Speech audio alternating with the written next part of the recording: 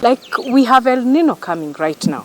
How prepared are we in our households? Because it's not just about the government, what the government is doing, it's also what the people are doing in their small circles, in their small areas of living. Therefore, we need to look out for those things that need to reduce the diseases that make us go to hospital more often.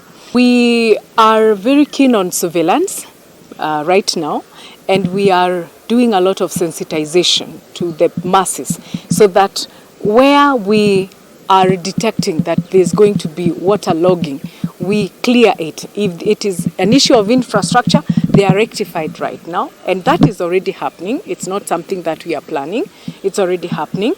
Ensuring that the masses who live on areas where there's likely to be a lot of waterlogging, they move to higher grounds, or we build on trenches that are going to clear the water away.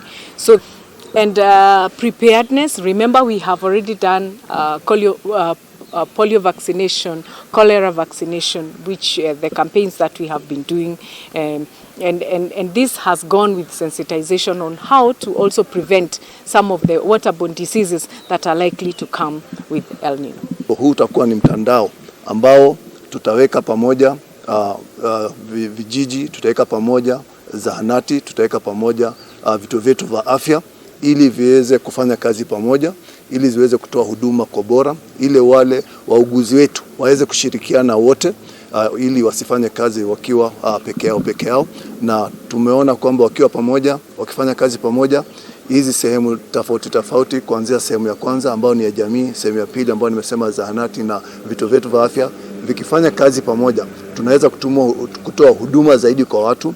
Watu wataweza kuelewa ni vituo vyetu vya afya vyetu viko na huduma ipi, huduma gani inaweza kutolewa pale, ili tuweze kuwatuma rufaa mahali inatakikana ili wapate ile huduma inatakikana.